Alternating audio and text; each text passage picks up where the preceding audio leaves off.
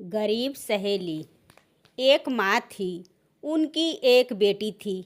माँ खाना बना रही थी, तभी उनकी बेटी बोली कि माँ, मैं अपने सहेली के घर जा रही हूँ, थोड़ी देर में आ जाऊँगी।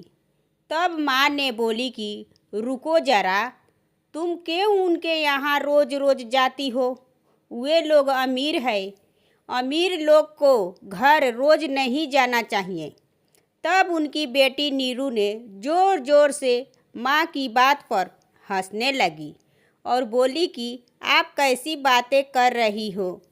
आशा तो मेरे सबसे पक्की सहेली है, जाने दो ना माँ, मैं थोड़ी देर में आ जाऊंगी। तब माँ ने बोली कि ठीक है जाओ, लेकिन अपने पिताजी के घर आने से पहले तुम आ जाना। नीरू और आशा दोनों पक्की सहेली थी, लेकिन दोनों सहेलियों की किस्मत एकदम अलग थी। नीरू बहुत गरीब घर से थी और आशा बहुत ही अमीर घर से थी। आशा एक जमींदार की लड़की थी और नीरू किसान की बेटी थी। आशा दोनों एक ही स्कूल में पढ़ती थी। एक दिन आशा ने नीरू से बोली कि नीरू, मेरे माता पिता शहर भेज रहे हैं मुझे पढ़ने के लिए, कहीं तुम मुझे भूल तो नहीं जाओगी? तब नीरू ने बोली कि आशा, तुम मत जा, तुम कोई बहाना बना दे। तब आशा ने बोली कि काश मेरे बस में होता, लेकिन वादा करती हूँ कि जब भी मैं छुट्टियों में आऊँगी तब तुमसे मिलने ज़रूर आऊँगी। आशा शहर चली गई और नीरू वही गांव के स्कूल में पढ़ रही थी। धीरे धीरे दोनों बड़ी हुई। नीरू की पढ़ाई गांव में रहने के कारण पूरी नहीं हो पाई और उधर आशा शहर में रहकर पढ़ाई करके आशा एक डॉक्टर बन जाती है। एक दिन आशा ने अपने माता पिता से मिलने गांव आती है। आशा ने बहुत सारी गिफ्ट नीरू के लिए खरीदी और सारी गिफ्ट को लेकर नीरू के घर आई। जब नीरू को देखी तो आशा एकदम हैरान हो गई और नीरू भी आशा को देखते रह गई। आशा तो शहर जाकर बहुत सुंदर हो गई थी, लेकिन नीरू गांव में रहकर और गरीब होने के चलते सांवली सी हो गई थी। दोनों सहेली बात करने लगी। नीरू ने बोली कि आशा, तू कैसी है, ठीक है ना? तब आशा ने बोली कि हाँ, मैं ठीक हूँ। आशा ने नीरू की माँ को एक टूटी चारपाई पर लेटी हुई देखी। नीरू की माँ ने आशा को देखकर उठने की कोशिश की, लेकिन उठ नहीं पाई। तब आशा ने बोली कि नहीं आंटी जी, आप लेटे रहिए, मत उठिए। मैं आशा हूँ, मैं नीरू से मिलने के लिए आई हूँ। आपकी तबीयत कैसी है आंटी, और आपको क्या हुआ? तब नीरू आई माँ को पानी लेकर।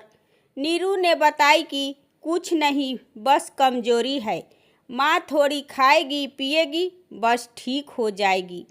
आशा ने नीरू की माँ से बोली कि आंटी सुनिए, मैं नीरू का रिश्ता ठीक हो गया। तब नीरू की माँ बोली कि हाँ बेटा, एक लड़का है, वे रोज स्कूटी से शहर आता है, अच्छा नौकरी है उसका। नीरू के पिताजी चल बसे, अब मेरा भी क्या भरोसा है बेटा, इसलिए मैं नीरू को चाहती हूँ कि उसका जल्द से जल्द शादी कर दे, लेकिन ये बोलती है कि मुझे अभी शादी नहीं करनी है, अब तुम ही समझा। तब आशा ने नीरू को घर से बाहर लेकर जाती है और बोलती है कि नीरू, तुझे लड़का पसंद है ना? नीरू ने बोली कि लड़का तो मैं नहीं देखी हूँ, ताऊ जी रिश्ता ठीक किए हैं। बात रिश्ता की नहीं है, बात माँ की है। मेरा चले जाने के बाद माँ का ख्याल कौन रखेगा? तब आशा ने बोली कि नीरू, शादी तो करनी है ना? कहीं ये भी है कि तुम्हारी माँ तुम्हारे शादी की बात से बीमार है? तब नीरू ने बताई कि नहीं, माँ को कैंसर है, अगर मैं चली जाऊंगी तो माँ का ख्याल कौन रखेगा। इतना कहकर नीरू रोने लगती है। तब आशा ने नीरू को एक साड़ी का उपहार देती है और बोलती है कि नीरू, तेरा ये दोस्त हमेशा तेरे साथ खड़ी रहेगी। तुमको जब भी कोई चीज़ का ज़रूरत पड़ेगी बेझिझक मुझे बताना, मैं हमेशा तेरे साथ खड़ी रहूँगी। आशा की बात से नीरू खूब रोने लगती है। तब आशा बोली कि मुझे चाय नहीं पिलाओगी नीरू। नीरू ने आशा को चाय बनाकर पिलाई। दोनों सहेली एक साथ बैठकर चाय को पी। इसके बाद आशा अपने घर आई और घर जाकर फिर शहर चली गई। ऐसे करते करते कुछ दिन बीत गया। आशा ने अपने गांव आई और अपनी माँ को बताई कि माँ, मैं अपने लिए एक लड़का शहर में पसंद कर ली हूँ। वे भी एक डॉक्टर है और मेरे ही अस्पताल में नौकरी करता है। आशा की माँ बोली कि ठीक है बेटा, लेकिन मैं उस लड़का से मिलूँगी एक बार। उस लड़का को गांव में बुला लो। तब आशा ने फ़ोन की। लड़का के परिवार आशा के गांव आए और शादी के सिलसिले में बात होने लगी। सारी बातें तय हो जाने पर दोनों की शादी पक्की हो जाती है। फिर आशा ने दौड़कर नीरू के घर गई और नीरू को बताई कि नीरू, मेरी शादी पक्की हो गई, तुझे मेरी शादी में शहर आना होगा। नीरू बोली कि शादी मुबारक हो आशा, लेकिन मैं अपनी माँ को छोड़कर शहर कैसे जाऊँगी। तब आशा ने बोली कि नीरू, मेरे शादी के लिए एक दिन समय निकालना ही पड़ेगा। तब नीरू ने बोली कि तुम तो जानती हो ना, मेरा साथ कोई नहीं देता है। आशा बोली कि मैं समझ सकती हूँ। कुछ दिन के बाद आशा की शादी हो जाती है। आशा गांव आती है और गांव आकर नीरू से मिलने का समय आशा को नहीं मिलता, क्योंकि आशा के पति नयन का समय नहीं होता था। उनके साथ ही गाड़ी में वापस चली जाती है। एक दिन आशा घर पर रहती, तब उसे नीरू की याद आई। आशा ने अपने पति नयन को फ़ोन की। नयन, मैं अपनी सहेली से मिलने जाती हूँ और 2-3 दिन के बाद आ जाऊँगी। तब नयन ने बोला कि ठीक है, तुम चले जाना। तब आशा की माँ आशा को देखी तो घबरा गई कि आशा, क्या हुआ। आशा ने बोली कि कुछ नहीं माँ, मैं नीरू से मिलने आई हूँ। मेरा बहुत मन था, बहुत दिनों से मैं नीरू से नहीं मिल पाई। तब आशा की माँ बोली कि ठीक है बेटा, अच्छा है तू आ गई। नीरू की माँ अब इस दुनिया में नहीं है।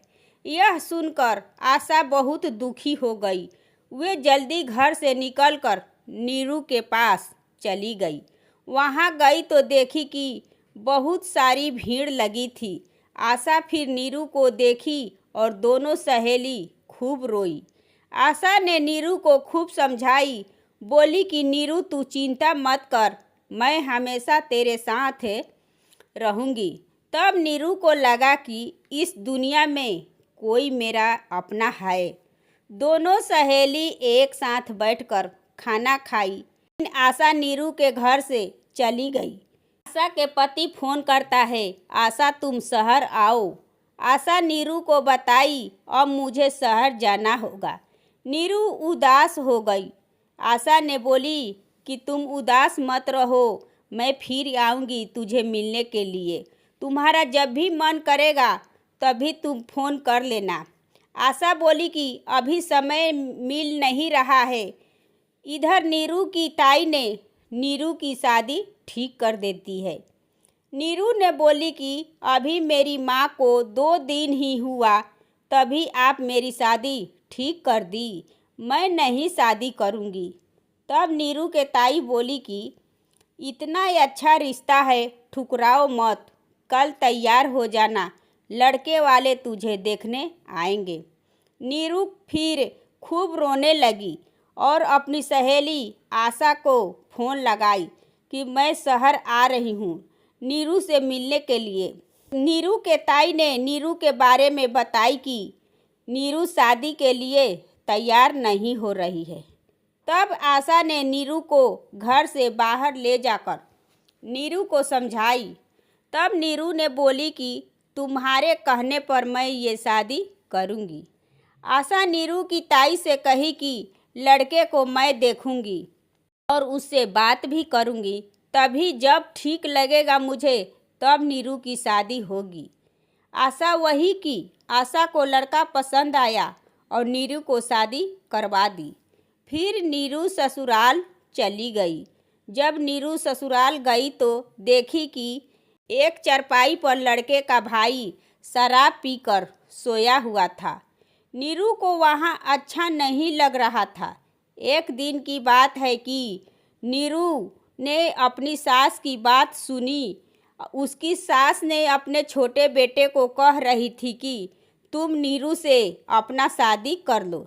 ये बात सुनकर तुरंत आशा को फ़ोन लगाई कि आशा मेरी जान खतरे में है। तब आशा ने तुरंत नयन के साथ आई और नीरू को लेकर शहर चली गई।